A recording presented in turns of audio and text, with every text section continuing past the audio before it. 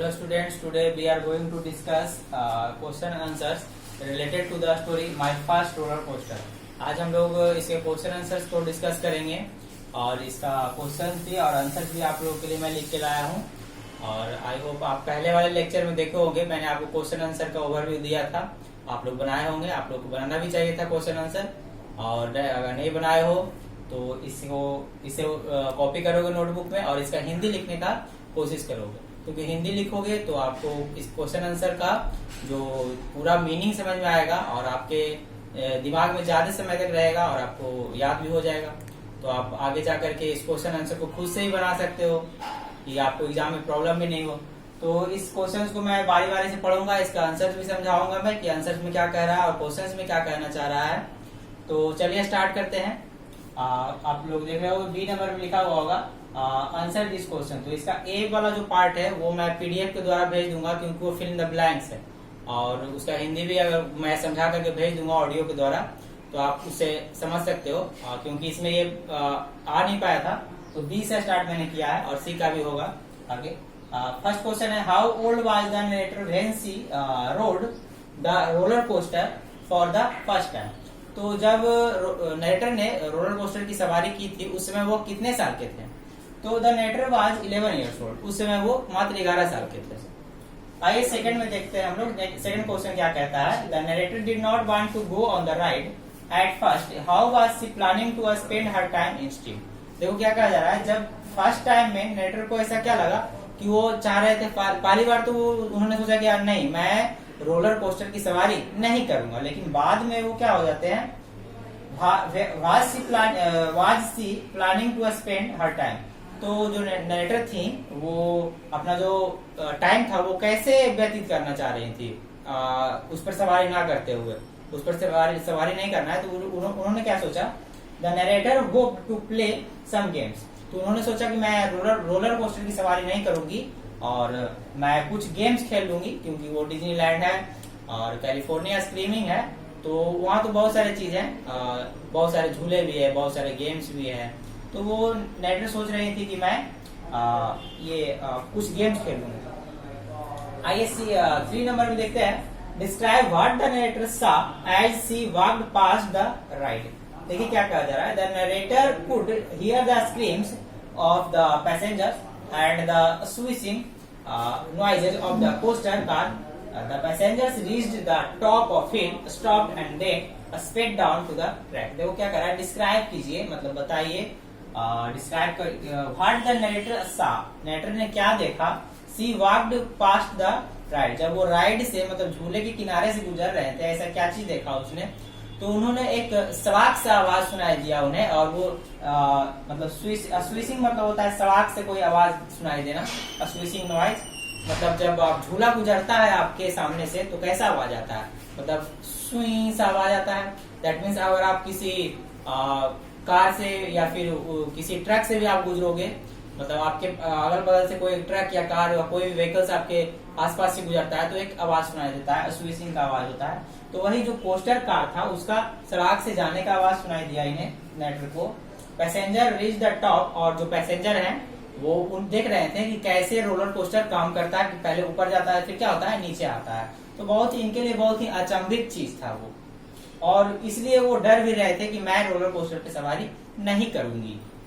What was the weather like that day cite मतलब होता है उद्धृत करना, ठीक ना, cite examples from the passage to support your answer. देखो क्या कह रहा है, what was the weather like that day, तो उस समय का जो वेदर था कैसा था, साइड एग्जांपल, तो आप एक एग्जांपल उद्धृत कीजिए इस आंसर को समझाने के लिए। अगर आप बोल रहे हो कि अगर गर्मी है तो गर्मी क्यों था और कैसे था, आपके आंसर को जस्टिफाई कीजिए। तो आइए देखते हैं, the weather was very hot, वो समय क्या था, बहुत ही गर्म था। As the riders were sunburn and the narrator was wearing a hat, her mother's hand was sweaty. Sweaty मतलब होता है गीला, ठीक ना, मतलब पसीने से तर बोल सकते हो आप। We also read that the sun blinded me and the heat soaked into the ride. देखो क्या कहा जा रहा है कि वो गर्मी का मौसम था, क्योंकि ऐसा क्यों लग रहा है गर्मी का मौसम था, क्योंकि नरेटर ने क्या किया था, अपने जो हैट था, टोपी था, वो किन्हें दे दिया था, अपने डैड को दे दिया था कि आप इसे होल्ड करो, मैं रोलर कोस्टर पे सवारी करने जा रही हूँ।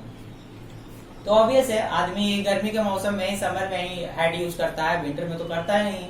तो हैट से हमको पता चल रहा है कि ये क्या था, गर्मी का मौसम था। और ये स्वीटी हैंड जो मतलब पसीने से तर हाथ, जैसे आप किसी चीज को बहुत देर तक पकड़ के रखते हो, ठीक ना, तो ऑब्वियस है आपका हाथ क्या हो जाएगा, पसीने से तर हो जाएगा, ठीक। तो जो हाथ था उनका एकदम पसीने से तर था, इससे पता चल रहा है कि मौसम क्या था, गर्म था उस समय। आइए चलते हैं नेक्स्ट क्वेश्चन में हम लोग।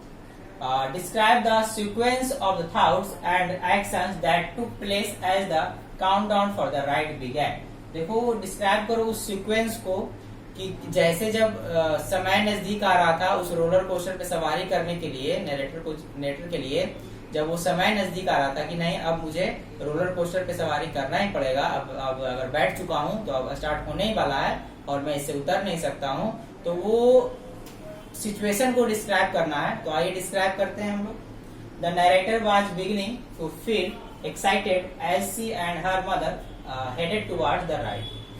She wondered why the ride looked better than. She realized that she had forgotten about the loop and the drop, which were the frightening bites of the ride. The narrator was too scared to sit in the front of or the back, so they settled in the middle. देखो क्या कहा जा रहा है कि जब जैसे ही वो एक्साइटमेंट में वो झूले पर चढ़ जाती है नरेटर, तो उन्हें ऐसा लगता है कि अब झूला स्टार्ट होने ही वाला है। तो अपने जो सीट बेल्ट होता है, सीट बेल्ट बांधने का होता है झूले में, तो उसे बांधना स्टार्ट करती हैं और मतलब उन्हें अजीब सा फीलिंग आता है कि अब तो मैं इस पे बैठ गई, अब तो बोलूंगा इस झूले वालों के झूला रोकने के लिए तो शायद ये ना रोके। तो उसे कहीं नेटर को कहीं ना कहीं ऐसा डर भी लग रहा था कि इस झूले पे चढ़ने के बाद कहीं मुझे चक्कर ना आ जाए, कहीं मैं गिर ना जाऊं या मेरी तबीयत ना बिगड़ जाए, तो कुछ ऐसा उन्हें महसूस लग रहा था। ऑब्वियस है जब आप कोई भी काम पहली बार करते हो जो आप पहले कभी नहीं किए हैं तो थोड़ा सा डर तो लगता ही है। द नेटर वाज टू स्कैर्ड, देखो मिडिल, तो इसलिए उन्होंने क्या सोचा ना कि मैं बीच में बैठूं, जैसे आगे में भी नहीं बैठूं और पीछे में भी नहीं बैठूं, मैं बीच के रो में बैठूं, ठीक, ताकि मुझे डर ना लगे। अगर कुछ होगा तो पहले आगे वाले को होगा या पीछे वाले को होगा, मैं बच सकती हूँ। डर के मारे ये सब ऐसा फैसला उन्होंने किया। The seat belts came down when they were seated, and once again she wished she had not agreed to come for the ride. It was too late, however, as the ride inched outside and prepared to launch. She clenched her sweetie hand and had a nervous smile on her face as the countdown began. और जैसे ही countdown start होता है, countdown जैसे ही शुरू होता है तो नेटर को ऐसा लगता है कि अब बस चालू ही होने वाला है रोलर कोस्टर। तो वो क्या करती हैं और कस करके उस रॉड को और अपने मामा के हाथ को और कस करके पकड़ लेती हैं कि कहीं मैं गिर ना जाऊं, जिससे उसका जो स्वीटी हैंड था उसका और उनकी मामा का जो हाथ था एकदम पूरा पसीने से तर हो चुका था। कि आप जब आप किसी भी चीज को बहुत समय तक पकड़े रहोगे तो वो तो ऑब्वियस है कि तो आपका हाथ क्या हो जाएगा, थोड़ा सा गीला हो जाएगा। तो ये डिस्क्राइब था कि आप कैसे मतलब उनको डर लग रहा था इस एक्शन में कि that place as the countdown for the ride began. शुरुआत राइड स्टार्ट होने से पहले कैसे वो डर रही थी, यह डिस्क्राइब था। तो मैंने समझाया है, आप समझोगे इसे। आते हैं 6 नंबर क्वेश्चन में। 6 नंबर क्वेश्चन में आप देख रहे होगे, लिखा होगा after riding California screaming the narrator felt braver, how did she prove that later. देखो क्या कहा जा रहा है, जब ये सवारी जो कर लेती है नरेटर रोलर कोस्टर की, तब उसके बाद उन्हें एक बहादुर अपने आप में फील होता है कि मैंने कुछ अच्छा किया, कुछ बड़ा चीज आज किया है। तो अपने आप में वो अपने आप को एडमायर करती है, प्रशंसा महसूस करती है कि मुझे इसे कुछ सीखने को मिला। तो वो क्या सीखने को मिला हम लोग देखते हैं। The narrator who had been so scared earlier was able to convince मतलब होता है किसी को राजी करना, her cousin to go on the California streaming ride the next time they visited Disneyland. They even rode in the front car. The narrator now joyful attempts ride that are much bigger than her first fearful ride. देखो क्या कहा जा रहा है, अगले बार narrator ये सोचती हैं कि अगले बार मैं जब आऊंगी तो मैं अपने कजन्स के साथ आऊंगी। और इससे यहाँ पता चलता है कि नरेटर को अब जो डर था वो क्या हो चुका था, बिल्कुल खत्म हो चुका था। क्योंकि जब आदमी एक बार किसी काम को कर लेता है तो अगर उसे उसमें कुछ सफलता मिलता है तो उसका डर क्या हो जाता है, उससे खत्म हो जाता है और फिर दोबारा वो काम करने के लिए चाहता है। तो इससे यह पता चल रहा था कि नरेटर को जब दोबारा यहाँ आने का मन है, तो इससे यह पता चल रहा है कि उनके मन से जो डर था कि वो क्या हो गया था, रोलर कोस्टर के बारे में जो डर था वो निकल चुका था और वो चाह रहे थे अगले साल में फिर यहाँ आऊं अपने कजन्स के साथ और यहाँ आकर के मौज मस्ती फिर से करूं। तो ये था बी। और सी का जो पार्ट है वो आपको व्हाट्सएप के जरिए पीडीएफ में भेज दिया जाएगा, उसे भी आप लिखोगे, फेयर कॉपी में डालोगे और इसका हिंदी करने का कोशिश करोगे, क्योंकि हिंदी करोगे तो ये आपको कहानी आपके जहन में ज्यादा दिन तक रहेगा, याद रहेगा। और जब इसका हिंदी करके लिखोगे तो आपको क्वेश्चन आंसर भी याद होंगे, आपको खुद से फिर लिखने का आइडिया पता चलेगा कि कैसे आंसर लिखे जाते हैं। तो ये था क्वेश्चन आंसर्स का lecture related to the my first roller coaster, इससे रिलेटेड था।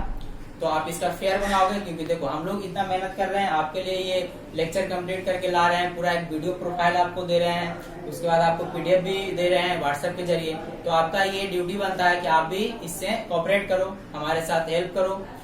मैं इतना मेहनत कर रहा हूँ तो आपका इसलिए कर रहा हूँ क्योंकि आपका जो सिलेबस है वो समय पे खत्म हो, आपका सिलेबस पीछे ना हो। तो इससे आपको ये करना है ना, इससे वीडियो को पॉज करके आपको क्वेश्चंस लिखने हैं, आंसर्स लिखने हैं, फेयर में डालना है इसको। जैसे आप प्रीवियस क्लास में कैसे करते थे फेयर, वैसे ही फेयर करोगे और वर्ड मीनिंग्स लिखोगे, समरी मैंने प्रोवाइड किया था वो भी लिखोगे, क्वेश्चन आंसर्स को लिखोगे और मैं फेयर चेक करूंगा और फेयर बना करके उसे याद करोगे। और किसी भी तरह का प्रॉब्लम होता है तो आप कांटेक्ट कर सकते हैं, व्हाट्सएप नंबर है, ग्रुप में आप कोई तो आप कांटेक्ट कर सकते हो। इसका पीडीएफ भी आपको मिल जाएगा व्हाट्सएप के जरिए, इसका पीडीएफ भी आपको मिल जाएगा।